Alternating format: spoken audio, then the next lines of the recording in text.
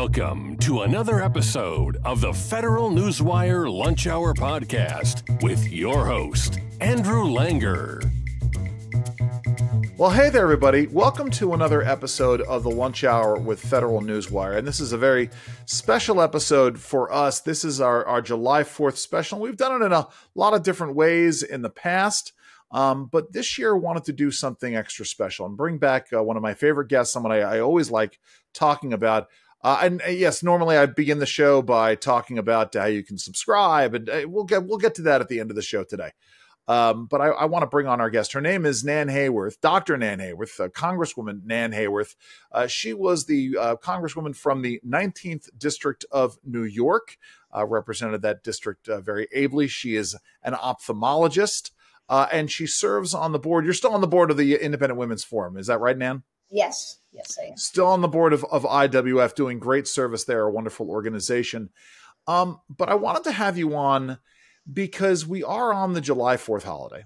And I think it's always a good time to reflect on who we are as Americans and the American journey. I just got back, Nan, so you know, just got back from Disney. And I know we can go back and forth about Disney and about whether or not. But the reality is, one of the things we have to remember is that Walt Disney, if nothing else, Walt Disney had a deep and abiding love for who we are as a people. And I went to the the Hall of Presidents. And I also went to an exhibit called The American Experience, which is just a wonderful, both animatronic and film and song presentation, really underscoring this man's love for America. So I want to get your thoughts as to who we are as a people and where we're going. Let's start with that very general question there. Yeah. Oh, well, yeah. Yes. Well, you know, Andrew, I am the daughter of an immigrant. Right. That's right.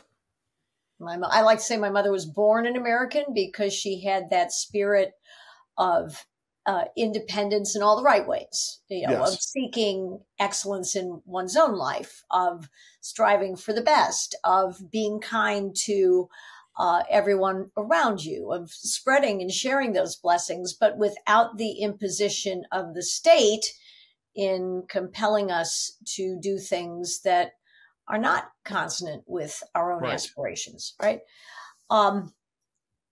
I like to think that still defines us, and I think in many ways it does. And we may not have talked about this, but one of the observations that I've made, certainly internally, about the various passionate movements that we witness vividly, and that we find many of us troubling, so there are a lot of things that seem to divide us right now. Mm-hmm. But I think part of the impetus for a lot of the participants in these phenomena is that they share that foundational American belief that in America, anything is possible. Right. As Americans, we can do anything. And I think in some ways, I should be laughing about it because It's really not funny. But I think in many ways, we're testing the limits of how far we're willing to take that phenomenon. We're really starting to bump up against each other. Not that we didn't in the past. Obviously, we did. But probably the most transformational phenomenon and transformative, and Jonathan Haidt has written about it cogently, is the rise of social media, especially in our hands. And I think that deluge of information that we really didn't have before creates equal opportunity, because these things are just like the laws of physics, actions and reactions. Sure. For a tremendous good, but also tremendous evil. So, I worry about how we manage to cohere together as a nation while sorting out phenomena that I think rightly a lot of us feel could poison us. I'm going to butcher Dickens here right at the beginning of A Tale of Two Cities. It was the age of wisdom. It was the age of foolishness. I mean, we've never had so much information available to us at one time, and yet we've never been more dumb. Yeah. But I come back to something. I had a conversation, went to a family wedding in the end of April in Florida. And I think that I now live in Williamsburg, Virginia, near Colonial Williamsburg. And I had a relative sort of ask me, well, do people still go to Colonial Williamsburg? And why is Colonial Williamsburg important? I said, well, I think Colonial Williamsburg is important because we need to know who we are as a people. We need to have some common frame of reference as to who we are as a people. Because if we don't have that common frame of reference, we can't find common ground on things. Now, this person took great exception to that, which was bizarre coming from this person. But to gin off of what you just said, Nan, we have all of this information in our hands and all of this ability to sort of reinforce the bad things. At the same time, we've had a movement in America that has spent 50 years tearing at who we are as a people and tearing at the issues of the founding, so that we can't even agree as a people that America is a force for good on this earth, or that our founders were good people. Talk a little bit about that and how those two things conspire together to create the problems that we're seeing. Andrew, as always, you ask the best questions. Thank you. We can't even agree. It's a compliment well deserved. Thank you. We cannot even agree on the definition of democracy. Right. When classical liberals, conservatives, but we're classical liberals. When classical liberals hear democracy in the context of our founding, in the context of our framing, we think of the people's voice, the citizens' voice being elevated. Yes. No ruler is above the citizens. We empower our ruler or our government, our president, our Congress, all our elected officials to perform in our behalf. But they are not superior to us. I think when folks on the left, whom I never call liberal because they're not liberal. I agree with you. They're statists, they're authoritarians, they're socialists, they're communists, they can be fascists too. It's very scary. That word gets thrown around, obviously. But when they think of democracy, they, I think, conceive of it in ultimately an anti-constitutional form. Yes. I think they don't apprehend the beauty of our system of government, right? That it does have checks and balances, that we cannot rely on judges and justices to create law, and yet I think, to express what they would consider to be the popular will, right? Right. Because the courts are so powerful. The grand irony here is that, again, Donald Trump has the knock on being a populist president, but, yet he was still constrained by the law. Whereas Joe Biden, the Supreme Court has said you can't, pay back student loans unless Congress, passes a law that says you can pay back student loans. And yet he's ignoring it. Yet Donald Trump is the authoritarian and Joe Biden is somehow protecting popular sovereignty or popular democracy, which is just insane. Let me just circle back on this though, because you raise an important point and talking about this constitutional structure. Right. The left wants to trash the Constitution because it was an imperfect document created by imperfect men. And I submit that that's the greatest strength of the Constitution, right? Is that it's aspirational. We are an aspirational society in order to form a more perfect union. We're not perfect, but we are striving towards that. I mean, that's, again, a fundamental misunderstanding, isn't it? Absolutely. Well, I think they want to turn the 1787 Constitution of the United States of America into the circa, you'll know the year, I don't exactly know the year, obviously, but the circa, 1920 Constitution of the Union of Soviet Socialist Republics. Sure, yeah. Right? And people forget that the Soviet Union had not just one, but a series of constitutions. All of which were supposedly guaranteeing all manner of rights, with the exception of the right to private property. But I'm sorry, go ahead, Nan. Exactly. No, that's just it. Yeah. Andrew, so many of these things, so many of these currents flow together. Our post World War II prosperity and, let's face it, a hegemonic stance in the world enabled Americans to take for granted, the boomer generation and beyond. Obviously, things are starting to shift considerably in the 21st century, but to take for granted that we would always be number one, that we would always have, right, the greatest of everything for everyone.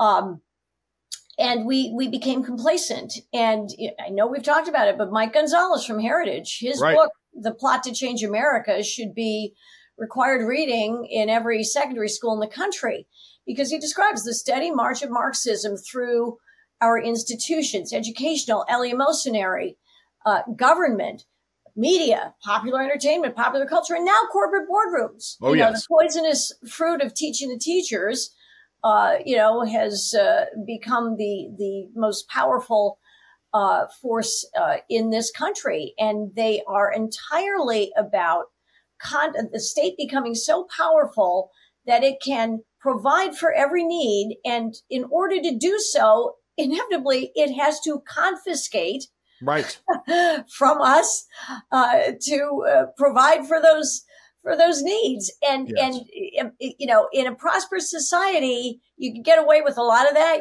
We've sort of gotten away with Social Security and Medicare for a long time. I think they were, apical mistakes, as did, of course, a lot of folks at the time of their inception. And there are better ways to do these things. But if you don't have an educated populace, right? And if you have a populace that has come to expect, and that every influence in the broader public life, the folks who aren't like you, or if I may say me, who study these things, who read beyond the headlines, who seek information in depth beyond the popular media, it's a dreadful combination of forces that threaten the durability. It's incredible that we could actually break our constitutional system.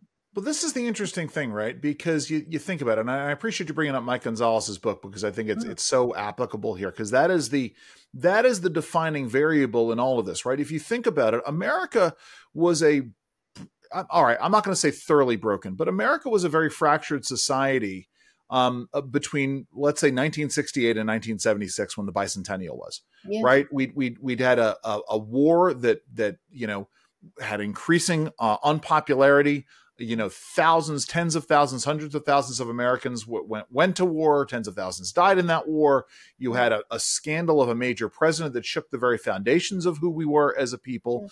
And yet America was able to come together in 76 and have an extraordinary bicentennial at the time, right? Here we are 50 years later, or on the precipice of 50 years later, absent something extraordinary happening. I don't know how we can have the same celebration, and maybe it's because it's the 250th and it's not a great round number. But the one confounding variable in all of this is what you've talked about, and Mike Gonzalez has talked about, and I've talked about, which is the steady erosion of the education of who we are as a people. So there is no fundamental overarching pride in who we are as Americans moving into the 250th, is there? No, we're hyphenated Americans. Oh, yes. John Wayne said it best: a hyphenated American is a divided American. Well, I could not agree more. And of course, Mike talks about that too in Plot to Change America. That started happening circa 1960, when the smart folks who wanted to change America decided that they would balkanize us, and they aimed at before that time, Americans of Latino or Hispanic ancestry considered themselves simply Americans. Right. They started entities that began steadily to divide us all up into our hyphenated self-interest groups, and move us in a way, right, where we're now resegregating the various groups. Absolutely. It's funny you say that, because I was just home for a high school reunion, and folks, I went to a progressive high school in New York City. I know it's shocking, given sort of my conservo-libertarian views. But this is a high school that has been grappling with the end result of 40, let's say 35 years of the diversity, segregation, et cetera, et cetera. And they are struggling with it right now. And I have been thinking about, because the head of the school is someone that I've known over the years. He was the dean of my grade and then left and came back. And I have been thinking about sending him a letter. I'm not going to send him a letter. I've just been sort of thinking about how to word it, where I want to say, because one of the things he talked about in his speech, a presentation he gave to my class, who we were there for an event, he said, I tried to take this school and the aspects of the school with me to other jobs that I had. And now he's back. And the New York Post just did a story about some unrest between parents. And my advice to him is going to be, one of the things that made this school great, one of the things that made America great and makes America great, is when we focus on the joy of what brings us together, what binds us together. Again, it's not right. We can all say, America made mistakes, and the government harmed people, and people harmed other people, without a doubt. But when we focus name a nation in history for which that isn't the case. 100%, absolutely. Endemic to the human condition. And the bottom line here is the one thing that defines us and brings us all together is that anybody can come to the United States and be an American. Right. And that legally. Yes, legally, of course. Well, yes. Right. And that's a whole nother issue. But that's my thought is the focus on who we are as a people, and what brings us together, what binds us together. Right. So that was what brought, when my mother came to the United States in 1948, mind you, Andrew, she was age 28. She was very much British in many ways. She grew up in England. She was 4 years in the British Army. Wow. In the Imperial War Offices. She was one of those teletype operators, saw everything. So a great British patriot. But she saw what was, and a great devotee of Winston Churchill, and she saw what was happening to her country in the aftermath of World War II. It was swinging towards socialism, and heavily. And my mother, who grew up in genteel poverty, dignified poverty, decided that she couldn't, once her own mother died, she didn't have any particular ties there. She came to the United States for the freedoms, and she became a proud naturalized American. Sure. And she never referred to herself as an English American, a British American, right? That just wasn't, she was American. Right. I'll tell you, the one amendment to the Constitution I would love to see, Andrew, is, and I've said this many, many times, but I hold to it passionately, we need an amendment that will allow naturalized Americans the one right that they do not have, which is to run for president. Sure. Because they are our most passionate, our most dedicated, and our most knowledgeable Americans. Right. They had to learn about our history. They had to learn about our Constitution in a particularly specific and detailed way in order to pass our citizenship test. I don't think most Americans born in the past 50 years could pass it in the way that they do. And that's you hit the nail on the head, and by pointing out, of course, that these things have to be done legally. I've told this story a couple of times where I was debating somebody. The Close Up Foundation used to do these debates for high school students, and they have a progressive and a conservative, or however, conservatarian, whatever. And I was talking about the issue of legal immigration, and two students came up to me, Latina, and I was a little nervous that they were going to excoriate me for my position, but they're like, no, thank you. They said, thank you very much for talking about that. My family waited in line. We did all the right things.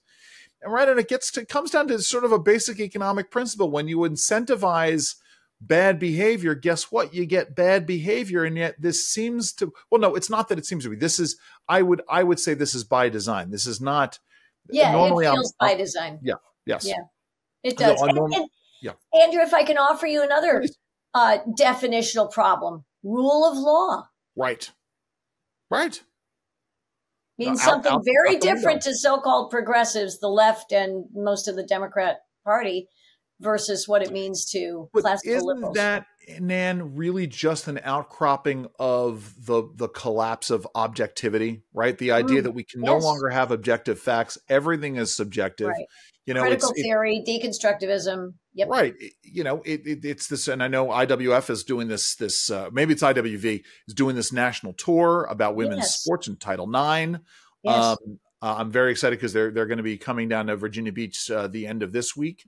It's brilliant what they're doing. Yeah. Brilliant. But it's that the defining dry patches of desert sand in the high desert of Nevada as navigable waters of the United States. Oh gosh. It's charging people under Sarbanes-Oxley for rioting in the Capitol. I mean, all of these things. But you're right. This is what undergirds the rule of law, doesn't it? Absolutely. Or Look what they just did to a former president of the United States by bootstrapping expired misdemeanor charges to a federal felony charge that had been rejected by the federal agency that would be most responsible for bringing a case. Right. It's so funny because I've had that conversation with folks on the air about the sort of this idea of how something becomes illegal because just some prosecutor has declared it. Right. And that leads us to this lack of respect. And yet when we talk about wanting to return to some semblance of the rule of law, now let's take the former president out of this for a second, right? Yeah. And let's talk about the war on religious liberty. Absolutely. Right. The idea that if you are standing in front of an abortion clinic and you're protesting legally and your son is getting harassed and you stepped in to defend your 12-year-old son, and local prosecutors decline to prosecute you for it, that all of a sudden the federal government can send a SWAT team to your house. I mean, what message does that send? I'm sorry, go ahead. That's the real, let's have another domestic terrorism. Right. Yes. Yeah. Right? Who are the terrorists in this situation? I mean, it is. No, sorry, go ahead, Nan.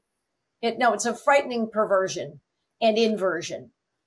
So, we talk about this. One of the things that we had back in the 70s was there was, again, we hadn't had the erosion at that point. I mean, it's funny because you see it in movies like Dazed and Confused, which takes place right at the end of the 75-76 school year. It's, the course of a day or two. And one of the teachers tells the students, hey, remember what you're celebrating this summer. It's a bunch of, rich white guys who didn't want to pay their taxes. That was out of the mainstream at the time, but certainly happening then. But what we had were things like Schoolhouse Rock, this ABC, TV series that was sort of teaching us about math and about grammar, about science a little bit, but also about American history and who we were as a people. And the Constitution and how the Constitution, absolutely. Right. But we don't have, again, so we don't have a Schoolhouse Rock for 2024. How do we go down this road of we can, and sadly we know that, and I no longer have toddlers or young children in the house, but I've seen certainly snippets of Sesame Street with content that I just, fear introduces, and does so gently perhaps, but introduces issues that clearly seem to be amenable to the label of propaganda. Right. Then, about, I remember, during COVID, there were, it was implied that, racism, I think, was somehow, putting people at a disadvantage, that shows up in things like COVID. Sure. And just, there's an awful lot of that can be introduced subtly, but children will respond to those signals. So, you can certainly see it in an awful lot of young people. I've witnessed it. Right. I mean, this gets into, again, going back to my high school's example, right? Yeah. They introduce the concept of racial and ethnic affinity groups, right? Yes. Where you organize and you gather folks together, and folks who are watching, you can go and you can Google it right now. And you're not safe if you're not within your affinity group. But more to the point, what happens when you start doing this in third grade, right? Fourth grade? What happens 7 years down the road when these kids are 10th, 11th, and 12th graders? What's the end result? Well, the end result is a couple of kids, putting, anti-Jewish graffiti on the walls here. And that's what happens. And again, look at how the children, sadly, very sadly, the children of Gaza are raised. Right. Versus the children of Israel. Absolutely. Yes. Oh, and the young people who were killed and who were being held hostage and who were, all kinds of violated. No, it's terrible. And they want to bring that to the United States. And you know what? They'll succeed. 12 million unvetted people, basically. And I'm not blaming the Border Patrol at all. No. 12 million unvetted people have entered the United States, either, somewhere within our systems or having completely evaded any This is the thing that gets me, right, is that as we're recording this, over the weekend, there was the discussion, the president of Heritage went on MSNBC because they wanted to talk about 2025, which is Project 2025, which is just so the project is not stupid, but the people being aghast about it as though the Democrats did not have their own version of it for 2024, 2021. No, you can name any year and the Democrats have a project. Right. Yeah. So the point, right? I mean, the Center for American Progress was founded for that purpose. I mean, that's the whole point. But in the end, American Bridge, you can name them all. They're all benignly named. So in the end, right? But this, the president of Heritage goes on MSNBC, and he's asked about the practicality of deporting the 12 million people. But there's no question about the practicality of regulating the 12 million people who are here with the current administration and sort of expecting them, I have a friend. This will drive you up the wall, Nan. I have a friend called me up on my way to DC. Friend in New Jersey. He's like, you won't believe what happened to my sister this morning. She was on her way to the gym, 5:45 in the morning, and she got T-boned at an intersection. And the other driver was unregistered car, or didn't have the registration, didn't have a driver's license, tried to lie about his identification, not a legal citizen of the United States, not a legal resident of the United States, and the cops let him go. Sister's car is T-boned, like it is totaled, right? Because the cops have no way of following up on him. Exactly. Whereas if any of us. No. If that happened to any of us, we all know what would happen. Right. And yet this is where we are. And again, it gets into, like, I'm a huge fan of Hanlon's razor, right? The never attribute to malice that which can just as easily be attributed to stupidity. Right.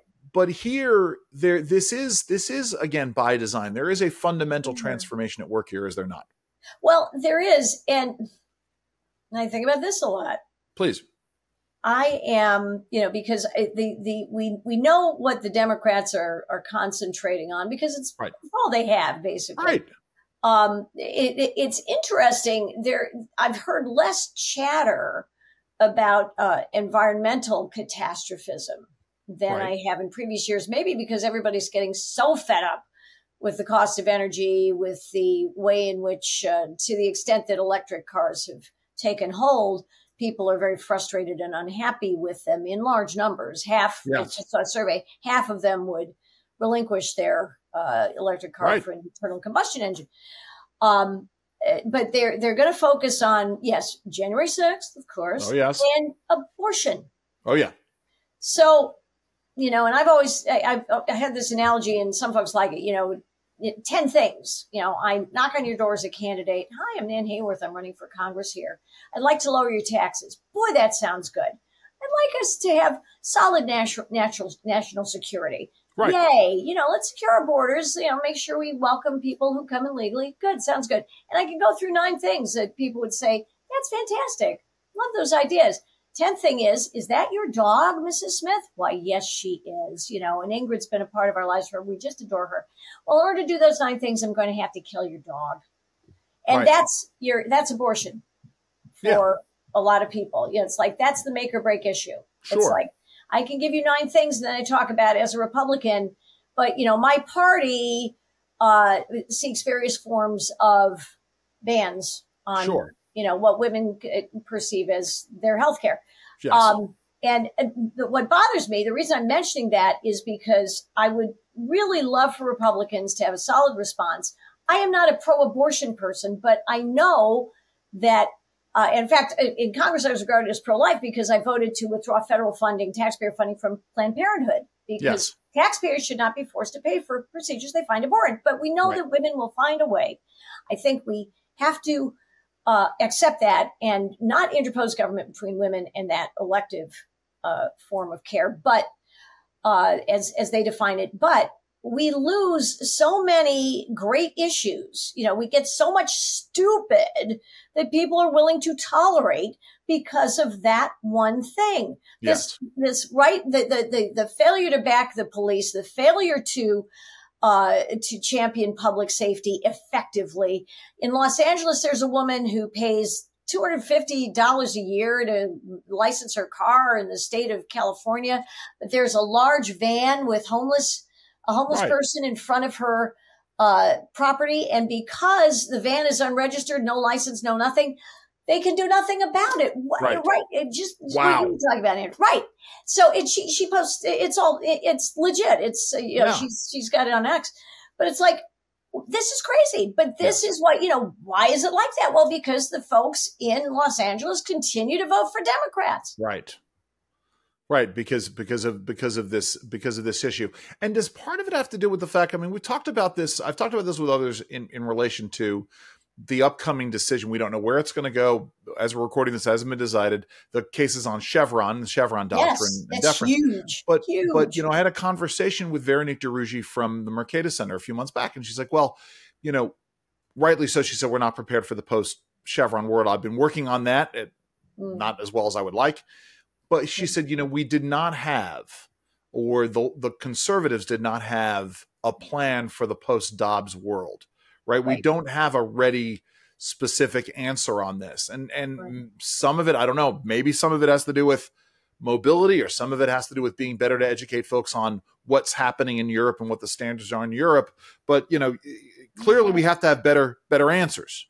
Well, yes. I think I would view it in two ways. One is that rightly, it was the right constitutional decision. Absolutely the correct decision. Ruth Bader Ginsburg would have agreed. Exactly. Justice Ginsburg would not have frowned on the constitutionality of the decision. No. But it rightly left it to the states. And but that said, women in New York, for example, where I am and where I live, women in New York listen to what's going on in, say, Oklahoma. Right. And they say, I know you, Nan, my New York Republican, would not impose an Oklahoma law on me. I know that. But I also know this. And, good luck arguing out of it, but trying to argue out of it. But if I elect enough Republicans in the state of New York, they will do that. They will Oklahoma my New York. I don't trust them on this. Right. So people read what's happening in states as aspirational for Republicans. They're not wrong about that. And I think it does make a very difficult response for Republicans. And also because so many base voters for Republicans are, fairly absolute about the way they feel about, intervening, in abortion. Right. And that's just it. So some of it, maybe, I don't know, maybe it's about making stronger ties. That's the thing does this get into sort of the orthodoxy of how primary, about how candidates are selected in primaries and who votes in primaries? Obviously you get a place like Maryland, which is obviously a very different place. You have two very different kinds of Republicans in Maryland. You have Larry Hogan Republicans and you have conservative Republicans. Right. Exactly. Yes. And very rarely do they meet, but occasionally they do. Is that part of the issue here? Obviously Larry Hogan won his primary, but then again, anyway, I'm sorry. So give us some thoughts. No, you're right. No, you're right. It's, and I think part of it, Andrew, you're right. Democrats are much better at politics. They have their divisions. We see that in the Jamal Bowman, George Latimer primary. that has been raging, and it shows just how much of a challenge the Democrats have with their activist base. But I think Democrats live, eat, breathe, sleep.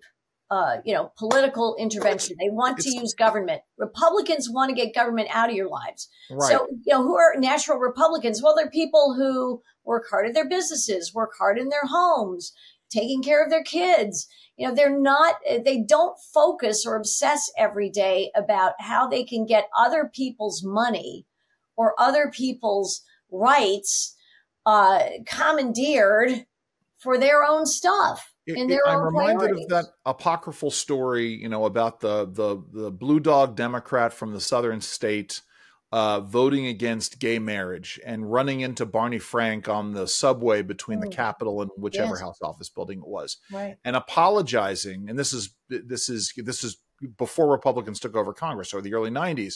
And he apologized to Barney Frank. He said, "Listen, son, you vote however the way you want. So long as you vote the way you want, it means I get to remain, I get to still be called, Chairman Frank." Right. And there was a recognition of that. Right. I mean, because it gets down to, not that I want you to necessarily trash, Republican colleagues in Congress, but that the other part of this is there seems to be a disconnect between being a political leader and being being a political leader, small leader, small p, small l, and being a political leader, big P, big L, in terms of sort of the rank and files. I mean, that's, the ability to, sorry, go ahead. No, I agree with you, Andrew. And many thoughts flood in, obviously, based on my experience. But I think one of the foundational condition that is the toughest to deal with is that most Americans expect more from government than they should in the optimal situation, right? Right, of course. Right? Most Americans want to go beyond the Constitutional's wise limits, I would say, on government intervention in our lives, as was laid out so brilliantly in our Constitution. What should the federal government do? It's a pretty narrow portfolio, right? So that's one of them. A lot of folks love the idea of budgets being cut, spending being cut, but they have no idea what the federal budget pie looks like. Absolutely right. So it's like, well, if you really want to cut budgets, what we go for? The entitlements. Absolutely. Like, oh yeah. What? Yeah.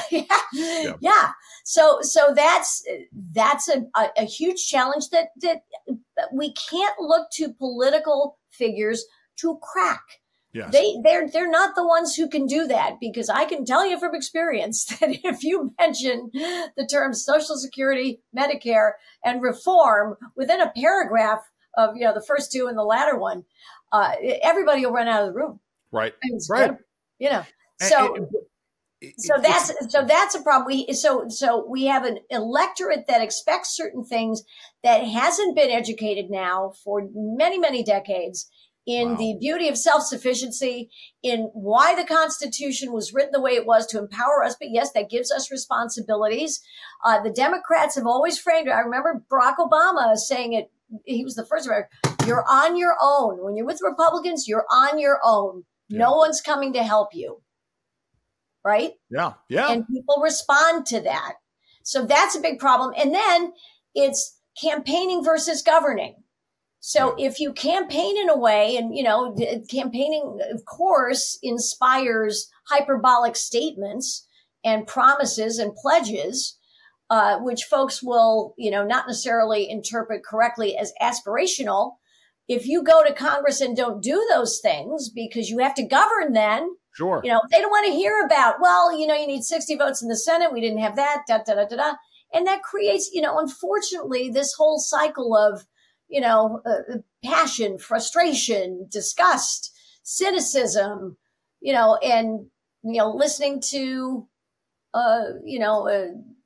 demagoguery in a particular way. Oh, it's amazing. Listen, before I let you go, because we are up on the 4th and we're talking to you before, how are you spending your 4th of July? Well, right here in the great old USA, Nice. Andrew, I may visit with some loved ones. I'm going to spend my day, as I always do, contemplating the extraordinary gift that our framers gave to us and to posterity and to all of humanity in our Constitution. It's amazing. I will tell you, I miss 4th of July, Independence Days in Westchester County, going over to Tarrytown High School or White Plains High School to watch fireworks. I mean, especially Tarrytown High School, because it's all, you have the Hudson River, behind it, and you can, see where what I still call the Tappan Zee Bridge, even though they're calling it something else. Right. I think, a lot of people do. we have to do that, but no, it's just great. Nan, listen, thank you so very much for joining us today. Have a blessed 4th of July. You too, Andrew. Thank you for your voice and your example every day. Thank you. Well, this has been yet another episode of the Lunch Hour with Federal Newswire. Please, if you are watching us on YouTube, leave us a like, leave us a subscribe, leave us a review, let everybody know, leave us a comment.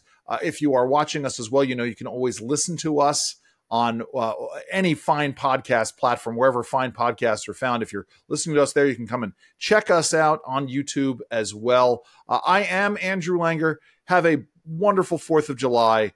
Enjoy the rest of your lunch. This has been the Federal Newswire Lunch Hour Podcast, hosted by Andrew Langer. Check out the Federal Newswire's family of websites, as well as their social media stream